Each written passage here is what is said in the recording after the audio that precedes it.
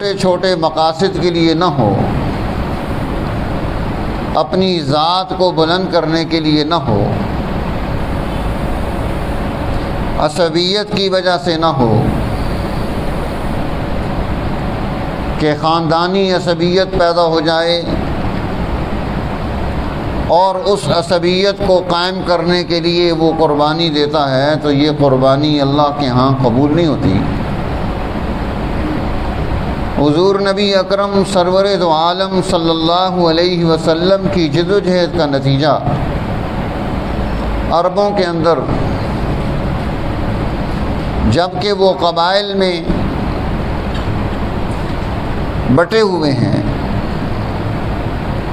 اور ہر قبیلہ اپنے شرف، مرتبے اور کمال کے لیے لڑ رہا ہے، ایسے دور میں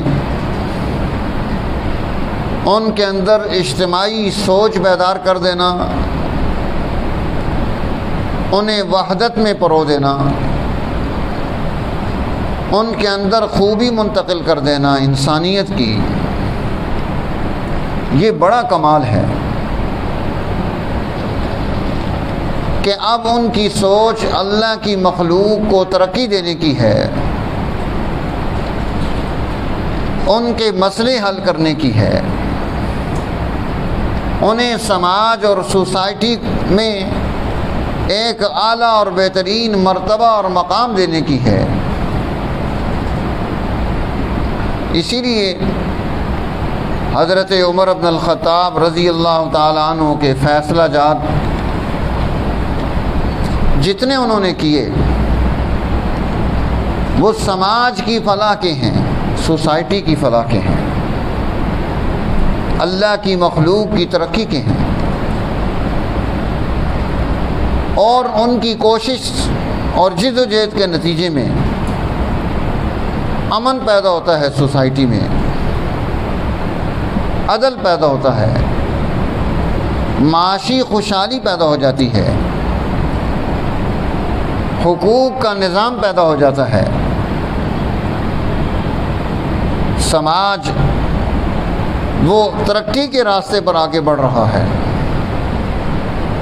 ہر ایک کے اندر خیر کا جذبہ منتقل کر دیا، شخصیات پرستی کا رد پیدا کیا کہ کوئی کسی شخصیت کے پیچھے نہ جا رہا ہو۔ حضرت عمر رضی اللہ تعالیٰ عنہ آپ نے مسجد نبوی میں جتنے بھی پرنالے گر رہے تھے لوگوں کے گھروں کے، انہیں اکھاڑ دیا، آرڈر جاری کر دیا۔ ایک پرنالہ حضرت عباس بن عبد المطلب کا ہے،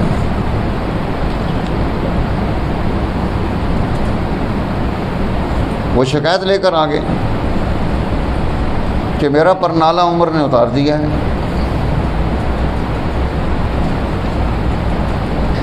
ان کو حاضر کر لیا گیا عدالت میں۔ جب وہ عدالت میں آئے تو احتراماً جج کھڑا ہو گیا اٹھ کر،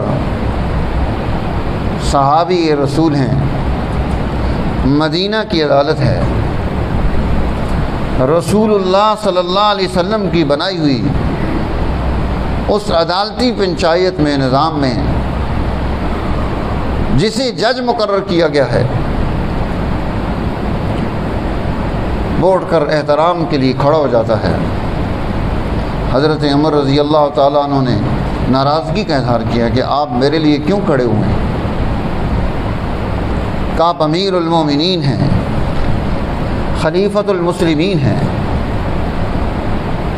رسول اللہ صلی اللہ علیہ وسلم کے معتبر لوگوں میں سے ہیں، جن سے اللہ کے حبیب مشورہ کر رہے ہیں۔ جو حدیث مبارکہ میں نے آپ کے سامنے تلاوت کی ہے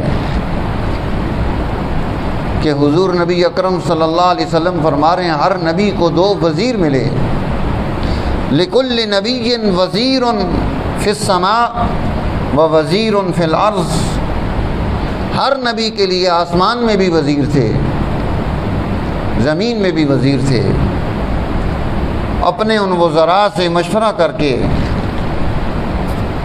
وہ پیغمبر آگے بڑھ رہے ہیں، کردار ادا کرتے ہیں۔ فرمایا میرے آسمان کے وزیر جبرائیل اور میکائیل ہیں۔ حضرت جبرائیل علیہ السلام کے ساتھ حضور علیہ السلام کی کثرت سے مشاورت ہوتی تھی۔ اما وزیرای فی الارض فابو بکر و عمر، جو میرے زمین کے وزیر ہیں وہ ابو بکر اور عمر ہیں۔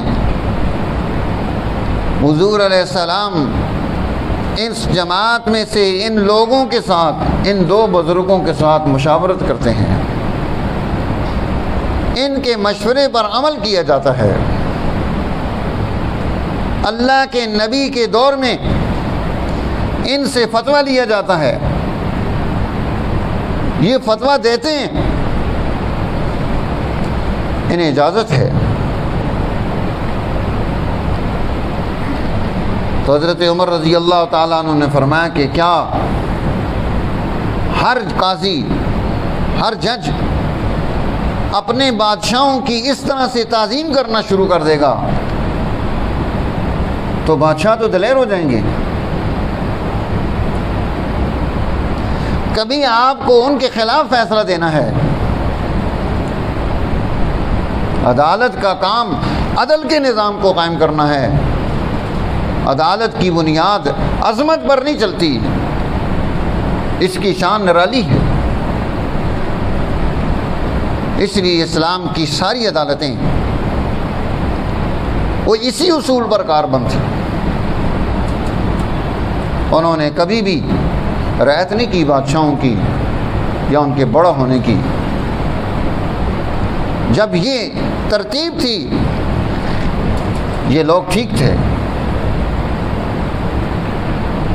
جب عدالتیں بک جائیں، جب رشوتیں چلے، جب ظالم وہ ان کو خرید لے، پھر اس کے لیے کیا ڈر رہے گا؟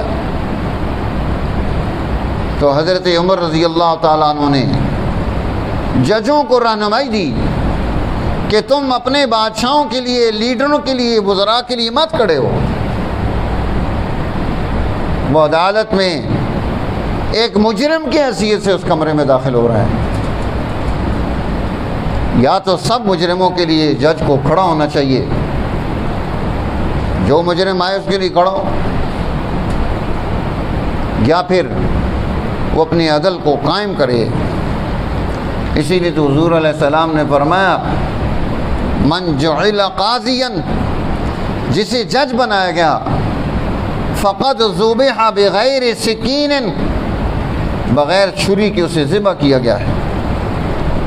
مشکل مقام ہے یہاں پر بیٹھنا، درست فیصلہ کرنا، صحیح رائے دینا، کسی کے رعب میں نہ آنا، عدل کو قائم کر دینا۔ سوسائٹی، جس سوسائٹی اور سماج میں اس کی عدل کا نظام درست ہوگا وہ آگے بڑھنا شروع ہو جائے گی۔ آج آپ اپنی عدالتوں کو دیکھ لیں، کیا حالات ہیں یہاں کے۔ انسانیت کو کس طرح سے یہاں پیسا جاتا ہے، کیسے رشوتیں لی جاتی ہیں۔ وہ دیواریں بھی پیسے مانگتی ہیں وہاں کی۔ آپ کیس لے کر عدالت میں چلے جائیں تو دیواریں بھی پیسے مانگتی ہیں۔ بندہ کنگال ہو جاتا ہے، کیس وہیں کا وہیں ہوتا ہے۔ تو میرے دوستو، حضرت عمر رضی اللہ تعالی عنہ نے اپنی عدالت کے اندر یہ اہتمام کیا کہ جج وہ آزاد ہو کر کردار ادا کر رہا ہو۔ اب وہ فیصلہ آ گیا، ان کا یہ مسجد نبی کا سین ہے، تم سب کے پرنالے یہاں ہیں، پانی آتا ہے، سین خراب ہو جاتا ہے، نمازیوں کو تکلیف ہوتی ہے۔ حضرت عباس بن عبد المطلب نے فرمایا کہ یہ پرنالہ خود رسول اللہ صلی اللہ علیہ وسلم نے اپنے ہاتھوں سے لگایا ہے۔ اب اللہ کے نبی کی بات آ گئی، حضرت عمر رضی اللہ تعالیٰ عنہ کا تعلق جماعت اہل بیت سے، رسول اللہ سے کیسا تھا؟ والہانہ تعلق ہے۔ کہا گواہ پیش کریں، گواہ پیش کریں۔ وہ عدالت سے باہر نکلتے ہیں اور ان میں سے 4 5 10 لوگوں کو پکڑ کے لے آتے ہیں جو اس واقعے کے وقت میں وہاں موجود تھے۔ انہوں نے آ کر گواہی دے دی کہ ہاں واقعی یہ برنالہ رسول اللہ صلی اللہ علیہ وسلم نے لگایا تھا۔ جب گواہی آ گئی، حضرت عمر رضی اللہ تعالیٰ عنہ نے فرمایا ٹھیک ہے، پرنالہ واپس لگا دیا جائے۔ انہوں نے کہا آپ نے اکھیڑا ہے، کھڑا آپ نے ہے تو لگائیں گے بھی آپ۔ حضرت عمر رضی اللہ تعالیٰ عنہ مسجد نبی کے سین میں آ کر کھڑے ہو گئے، اور جگہ اونچی ہے، ایک آدمی نہیں وہاں پہنچ سکتا۔ رسول اللہ صلی اللہ علیہ وسلم بھی جب اس کو لگانے کے لیے کھڑے ہوئے تو نیچے عباس بن عبد المطلب تھے، ان کے موڈوں پر کھڑے تھے۔ اب حضرت عمر زمین پر بیٹھ جاتے ہیں، اپنے پاؤں کے بھل دیوار کو سہارا دے کر کہ آپ میرے موڈے پر چڑھ جائیں۔ عباس بن عبد المطلب امیر المومنین خلیفۃ المسلمین کے موڈوں پر چڑھے ہوئے ہیں، کندھوں پر۔ اب وہ آہستہ آہستہ اٹھ رہے ہیں، یہاں تک کہ وہ سیدھے کھڑے ہو گئے اور وہ اس پرنالے کو پہنچ گئے۔ اب انہوں نے اسے اپنی جگہ پر فٹ کیا، اس کا گارا لگایا، اس کی ضرورت پوری کی، یہ نیچے بیٹھے وہ اتر گئے۔ یہ ہے دین اسلام، اور اس کے چلانے والی یہ جماعت خلفائے راشدین حضرت عمر بن الخطاب رضی اللہ تعالیٰ عنہ۔ دنیا میں کوئی خلیفہ، کوئی حکومت کا نگران اور ذمہ دار اور کوئی وڈیرا وہ یہ مثال پیش کر سکتا ہے کہ وہ امیر المومنین ہو کر کہ 22 لاکھ مربع میل پر مشتمل حکومت ہے، قیصر اپنے کمروں کے اندر فوجوں کے اندر ڈر رہا ہے، کسرا ایران پریشان ہے کہ یہ عمر کیا بلا ہے جس کے اندر اتنی قوت اور طاقت ہے، دنیا کی سپر پاور جس سے کانپ رہی ہیں، اور اپنی عدالت میں وہ کیسا فیصلہ وہاں پر دیا جا رہا ہے۔ تو میرے دوستو، دنیا کی وہ قومیں ترقی کرتی ہیں جہاں پر اس طرح کا عدل ہوتا ہے۔ جس قوم میں ظلم ہوگا، جس قوم میں ناانصافی ہوگی، جس قوم کے حکمران اپنی قوم کو لوٹنے والے ہوں گے، انہیں اپنی اولاد نہیں سمجھیں گے، تو نتیجہ تو یہی نکلے گا، بدامنی پیدا ہوگی۔ اب وہاں پر امن ہے، بدامنی نہیں۔ کیوں؟ کہ اس جماعت نے رسول اللہ صلی اللہ علیہ وسلم سے یہ خوبی اپنے اندر منتقل کی تھی۔ دین کا کوئی بھی معاملہ ہے، اس معاملے میں حضرت عمر رضی اللہ تعالیٰ عنہ اشدہم فی امر اللہ عمر، اللہ کے دین کے معاملے میں سب سے زیادہ سخت ہے۔ ایک دفعہ حضرت عمر رضی اللہ تعالیٰ عنہ گشت کر رہے تھے، ایک گھر میں محفل چل رہی تھی شراب و کباب کی۔ حضرت عمر نے اس کو پکڑ لیا، گھر میں داخل ہو کر کیس عدالت میں چلا گیا۔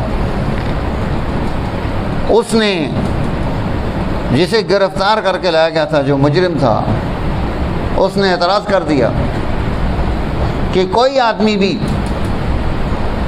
کسی مسلمان کے گھر میں، کسی کے گھر میں داخل نہیں ہو سکتا بغیر اجازت کے۔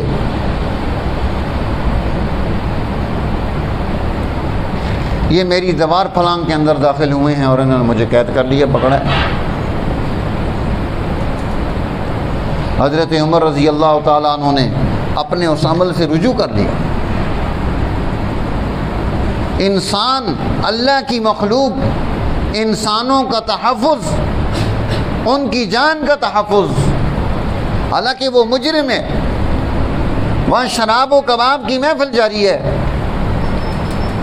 اس کے باوجود جب اس نے کہا کہ عمر نے میری دیوار کیوں پھلانگی ہے، حضرت عمر رضی اللہ تعالیٰ عنہ اپنے اس عمل سے بھی رجوع کر رہے ہیں کہ حکمران اور ان کی جو ساتھ چلنے والی قوتیں ہیں، ٹیمیں ہیں، کوئی فوج ہے، کوئی پولیس ہے، اس کا کام یہ نہیں کہ وہ گھروں میں داخل ہو جائے، وہ تذلیل کرے۔ انسانیت کے حقوق کو قائم کرنا یہ سب سے پہلی اور بنیادی چیز ہے، جس قلم رو میں وہ رہتا ہے اس کے حق کو قائم کیا جائے، اسے حق دیا جائے۔ تو گویا یہ لوگ وہ رہنما اصول چھوڑ کر جا رہے ہیں امت کے لیے کہ جب امتیں ان اصولوں پر چلیں گی پھر انہیں پریشانی نہیں ہوگی، اور جب ہم ان اصولوں کو چھوڑ دیں گے پھر ہماری سوسائٹیاں تباہی کی طرف، بربادی کی طرف، بد اخلاقیوں کی طرف جائیں گی۔ اللہ جل جلالہ ہر طبقے کو، سوسائٹی کے ان حکمرانوں کو اور ذمہ دار لوگوں کو دین کے ان اعلیٰ اصولوں کو سمجھ کر اس پر عمل کی توفیق نصیب فرمائے، یا ہم سوسائٹی میں وہ اعلیٰ لوگ تیار کر دیں جو اس سسٹم کو سنبھال لیں تاکہ آئندہ آنے والا دور انسانیت کی ترقی اور تابناکی کا ہم پیدا کر سکیں۔ وآخر دعوانا ان الحمدللہ رب العالمین۔